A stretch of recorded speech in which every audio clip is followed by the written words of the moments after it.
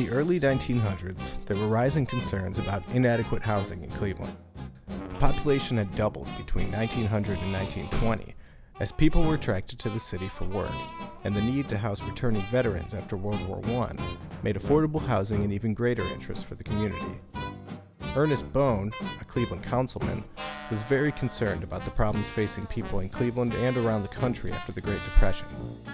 The growing slums and the state of housing in Huff and other areas, where multiple families crammed into single-family dwellings, outraged him.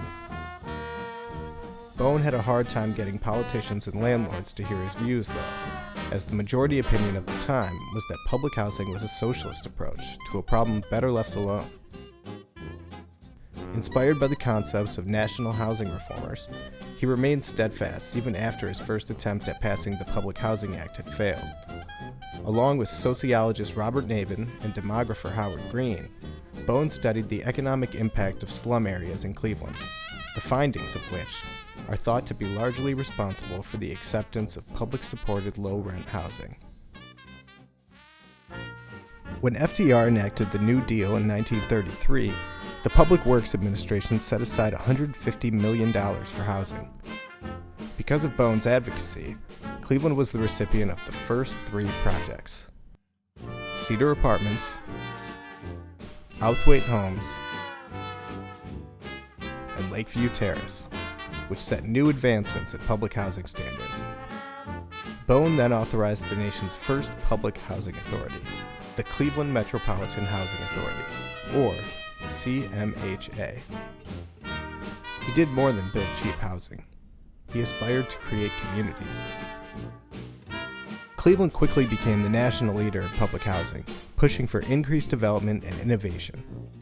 Only a few years later, the Wagner-Steagall Housing Act of 1937 was passed, and CMHA was able to start development, construction, and operation of low-rent housing on their own, starting with Valley View, Woodhill, and Carver Park.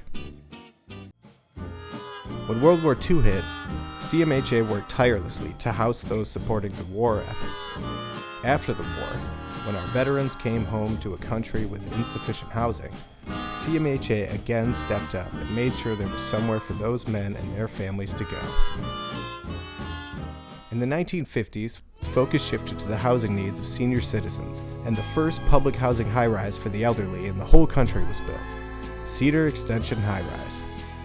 In the coming years, CMHA would continue to plan housing projects for senior citizens, including Addison Square, Beechcrest Apartments, Lorraine Square Apartments, Mount Auburn Apartments, which are all located in Cleveland, and Apthorpe Apartments in East Cleveland.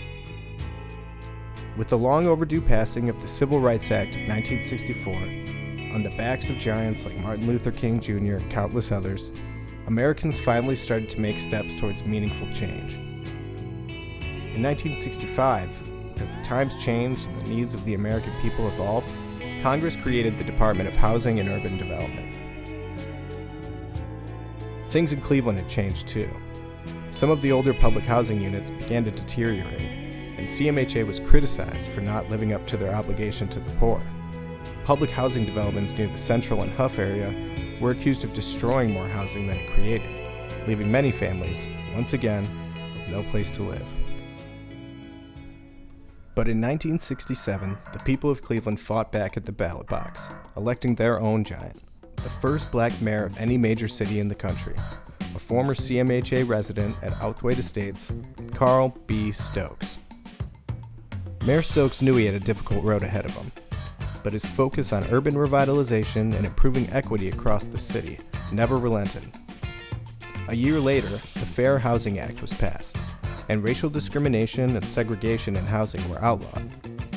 Mayor Stokes got to work revitalizing the community and hired Irving Kriegsfeld to lead CMHA. Kriegsfeld aggressively pushed to end racial discrimination in West Side Estates. He promoted scatter-site housing throughout the city and built integrated housing on the west side, all while promoting safety and security across the estates. Despite the hard work of Stokes and Kriegsfeld, tough times were ahead. The chaos of the late 60s and 70s, pushback from the middle class and white communities, and rising crime rates in Cleveland and across the nation led to a period of struggle within the housing world. There was pushback to adding more commissioners, pushback to more funding to fix aging infrastructure, and pushback from new city and statewide leadership. Despite all of this, CMHA, now going by the name Cuyahoga Metropolitan Housing Authority as opposed to Cleveland, would continue to find new ways to lead, innovate, and most importantly, help a new generation of residents find homes. Since its inception, CMHA has strived to go beyond what is expected of a housing authority, beyond what the country thought a housing authority could do, because CMHA cares about its residents, about its community, and about its city. And it always will.